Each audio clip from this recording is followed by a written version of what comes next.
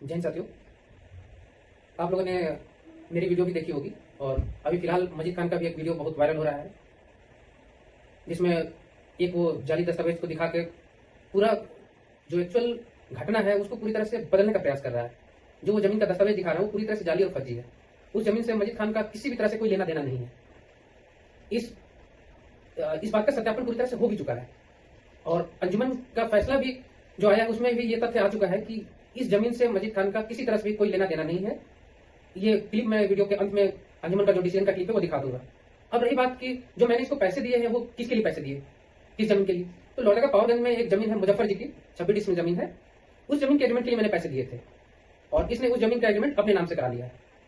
इसके लिए मैंने मुजफ्फर जी को एक नोटिस भी भेजा है और टेक्स्ट मैसेज के थ्रू भी नोटिस भेजा है कि जब तक अदालत का फैसला ना आ जाए मुजफ्फर जी इसको पैसे वापस नहीं करेंगे। ये व्यक्ति प्रेस में जाकर बहुत तरह का लांछन लगा रहा है, आर्म फोर्स के ऊपर, वर्दी के ऊपर उसने बात कर दी है। तो मैं बताना चाहूंगा कि आर्मी नेवी एयरफोर्स जो है ना, ये जो वर्दी है ये राष्ट्र का गौरव है। पूरे देशवासियों को इस वर्दी पे भरोसा है और हमने वो भरोसा हमेशा कायम रखा है। हम छल विश्वासघात धोखा नहीं करते हैं और इसने जो छल धोखा विश्वासघात किया है मैं उसको डिटेल से बता रहा हूँ। फिलहाल मैं प्रेस वालों से भी एक बात कहना चाहूंगा, ये व्यक्ति दोबारा आप लोगों के पास आता है तो रिपोर्टिंग करने से पहले इसकी छवि और मेरी छवि के बारे में ध्यान में रखकर ये रिपोर्टिंग करें। आप लोग का केस हम लोग को इस केस से मतलब बीमारी दिया गया। इस केस से संबंधित हम लोग 2-3 बार बैठक भी की, आप लोग भी आए, आप भी आए। बीच में मामला निकल कर आया कि इसमें कुछ गवाह भी शामिल है। तो गवाहों का जब नाम हम लिए तो गवाहों से भी पूछताछ हम किए।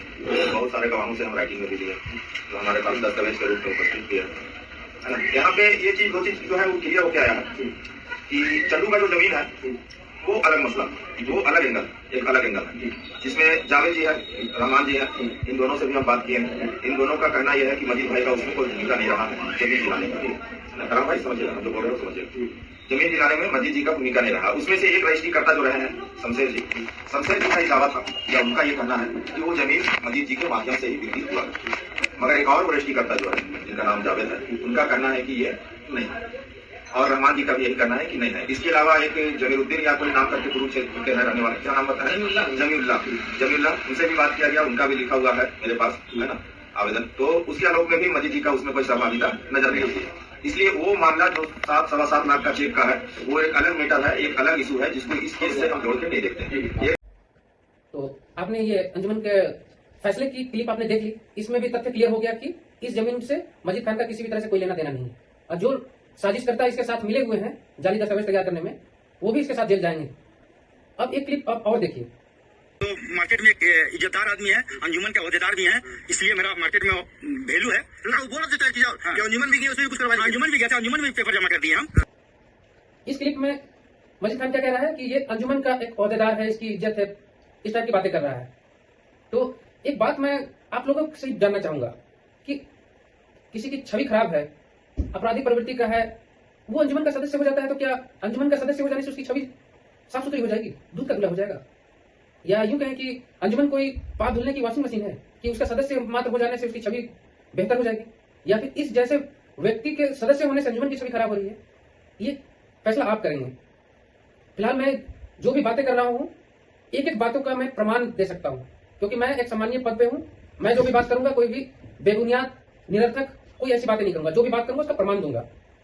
जी, उसमें से आपको 11 लाख रुपए साथ में दिए थे? हाँ, दिए थे, चेक का द्वारा। ठीक है, वो पैसा निकला भी था? निकला, हम साथ में निकाले जाके, उनका लड़का साथ में, ठीक है, और लाके मेरे घर में पहुंचाए। ठीक है, घर में पैसा दिए, उसके बाद में एक एग्रीमेंट बना। एग्रीमेंट देने के बाद में, एग्रीमेंट करने के बाद में वो पैसा धरवा के फोटो खींचे। हमने खींचे, कोई दिक्कत नहीं है, हम तो पैसा ले रहे हैं भाई, एग्रीमेंट कर रहे हैं जमीन, तो जमीन एग्रीमेंट कर दी हम 23/1/25 को। मजीद खान ने वीडियो में तो सारा चीज इकरार कर ही लिया है, लेकिन इसने तो बता दिया कि 11 लाख रुपए इसने लिए हैं। ठीक है, इसने ये तो नहीं बताया ना 4 लाख रुपए बेटी की शादी में लिया है। इसने अपनी बेटी की शादी तय कर दी, उसके बाद मेरे पिताजी के पास आकर रोने लगा कि बेटी की शादी तय कर दी है, पैसा नहीं है, कुछ नहीं है। तब इसको बेटी की शादी में 4 लाख रुपए मैंने दिए। उसके बाद दहेज के सामान के लिए भी इसको दिए मैंने, मेरे पिताजी से मांगा। यहां तक कि जब दूल्हे को स्टेज में बैठाएगा तो एक रस्म होती है, घड़ी पहनाया जाता है उसमें। इस व्यक्ति के पास उसे घड़ी पहनाने के लिए भी नहीं थी। तो समाज में इसकी इज्जत का ध्यान रखते हुए मैंने कैंटीन से खरीदी घड़ी, जिसका कैंटीन मूल्य 4000 रुपए है। शोरूम में आप लेंगे तो उसका जस्ट डबल हो जाएगा। इतनी महंगी, मुझे लगता है इतनी महंगी घड़ी इसके खानदान में कभी किसी ने देखी भी नहीं होगी। मैंने इसकी इज्जत बचाने के लिए निकाल के दे दी। अब सोच समझ सकते हैं आप कि जो व्यक्ति इतना गद्दार, इतना विश्वासघाती हो सकता है, इतना धोखेबाज है, वो किसी का जो इसके साथ साजिश करता मैं मिले उसको पता नहीं क्या लालच दिया है, मुझे नहीं पता। वो जो ऐसे के साथ गद्दारी कर सकता है, ऐसे व्यक्ति से जिसने उसके ऊपर इतना एहसान किया है, तो किसी का हो सकता है।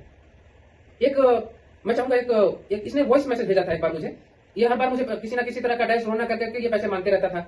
तो एक छोटा सा मैं इसका वॉइस मैसेज भेजा गया था जब मैं फोन नहीं उठा रहा था, तो मैं दिखाना चाहूंगा। एक बार कैमरा थोड़ा सा नजदीक लेकर आए।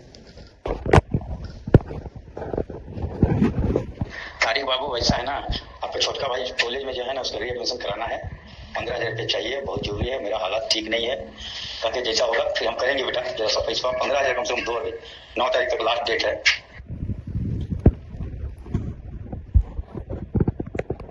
तो देखा आपने किस तरह से ये पैसे ठगने के लिए किस हद तक जाता है। ये मुझे एक वीडियो में कह रहा है कि इनके पास पैसा ही नहीं है। किसने कहा कि पैसे नहीं है? मैं आर्म फोर्स के साथ साथ एक लेखक भी हूँ।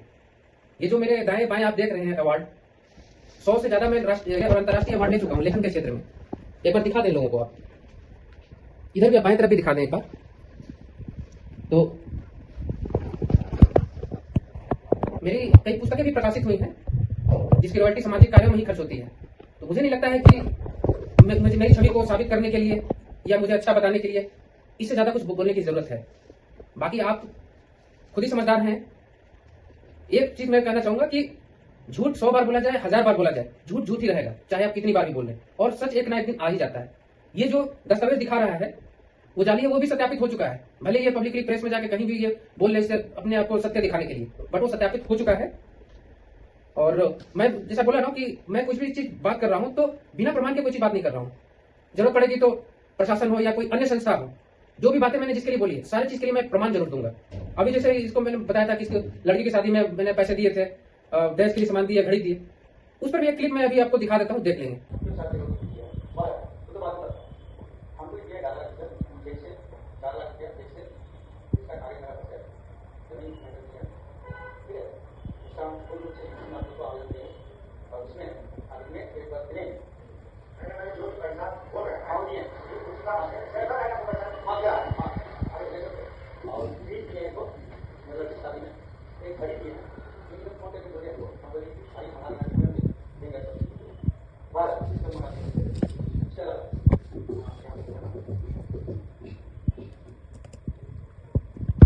और आप ही डिसाइड कीजिए कि कौन विश्वासघाती है, कौन धोखेबाज है।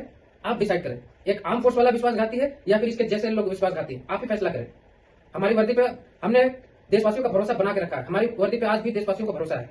पुलिस की वर्दी नहीं है जो आए दिन बदनाम हो रही है, लेकिन उस पर प्रश्न चीज उठते रह रहे हैं। हमारी वर्दी पे कोई प्रश्न चीज नहीं उठा सकता है, कोई प्रश्न नहीं उठा सकता है।